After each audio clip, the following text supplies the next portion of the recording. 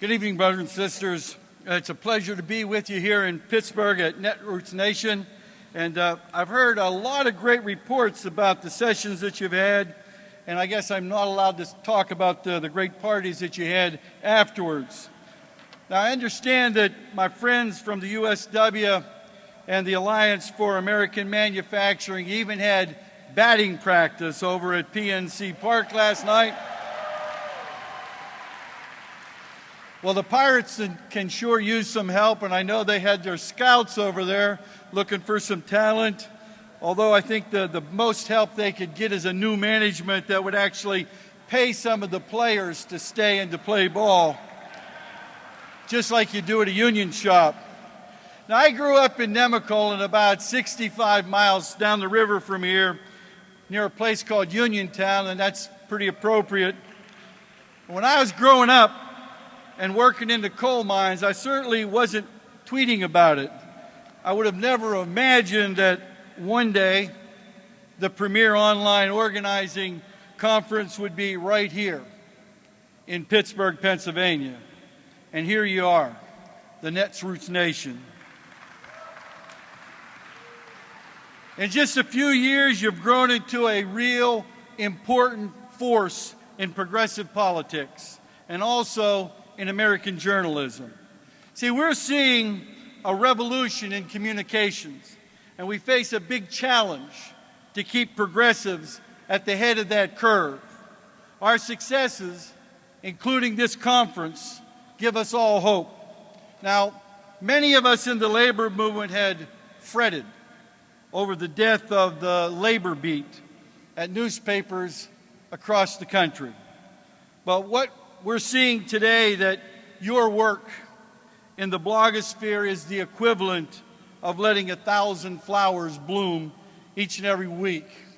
Now, I have to tell you something. I thought about what I was going to say when I came here. When I began to focus on my talk, I began to focus on how important, how very important you are to facts, to fairness, to the economy, and quite frankly, to democracy itself.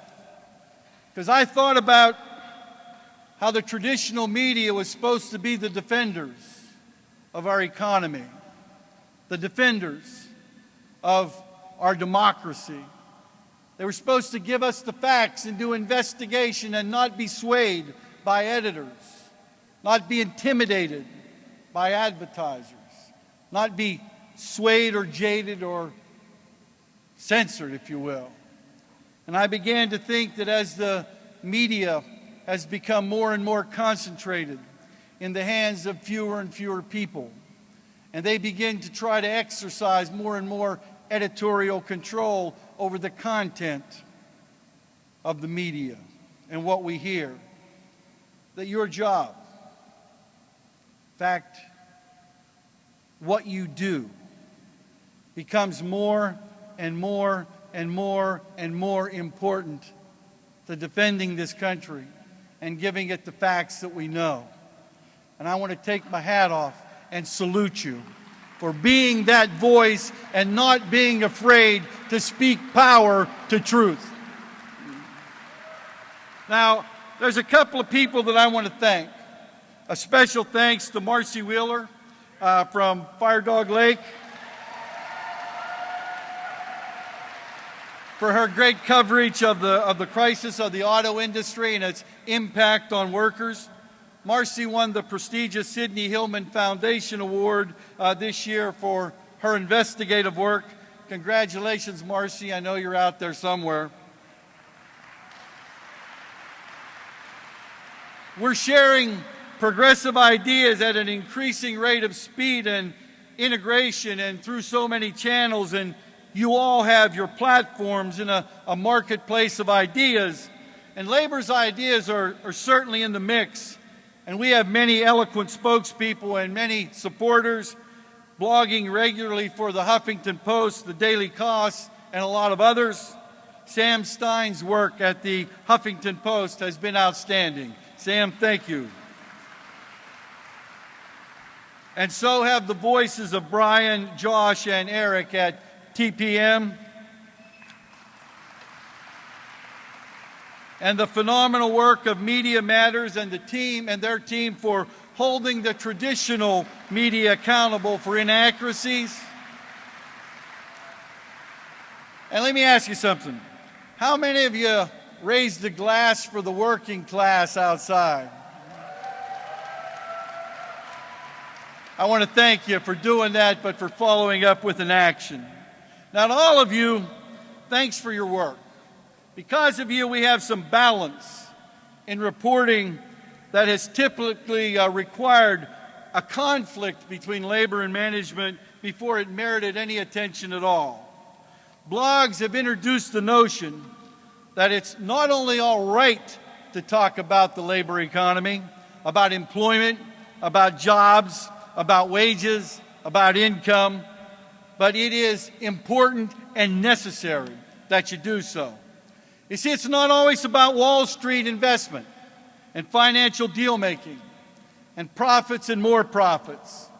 The Wall Street and the whiz kids financiers are still at the top of the news, as if the recovery is a magic potion that they're conjuring up. But what they're offering is the same old that they've been peddling for the last 30 years that nearly brought the economy down. More bonuses, less regulation, more privatizing, and so on, and so on, and so on. And if we've seen anything, it's this, that the financial control, or the financial system, is out of control. And spending billions and billions of dollars to prop up the economy as it currently is simply leading us in the wrong direction. When we speak of stimulating the economy, we should all follow up with the question saying, stimulating it to what end? Because if all we're trying to create is replicating the old economy, then there's no sense in it.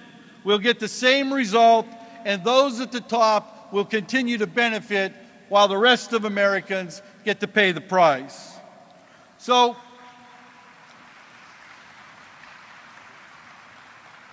one of my top priorities when I become president of the AFL-CIO is to bring more focus to our economy, an economy that's not working for working people, and creating an economy that really does work for all Americans. Now, for the sake and the welfare of America's families and for the prosperity of our nation, we all know that the financial sector must be regulated. For too long, we've allowed our financial industry to be exploited by unethical, get-rich-quicksters who game the system. We need strong and creative regulation to make sure that our financial sector serves everyone and that everyone in it is protected. It's the same situation with many other important and critical public sectors. For example, we've encouraged a rush to deregulation, to deregulate our transportation system, and it didn't work, and now they don't work. And if you look behind any and all of the deregulation plays, you'll see the guiding hand of corporate executives who stand to make a fortune from the deals. But I know that you're all out there pushing for real information, providing context, providing analysis. And unlike some of the traditional media, you're not afraid to tell it like it is. Now, we certainly appreciate that, and the country certainly needs it. Now, I'm going to try to be the same way.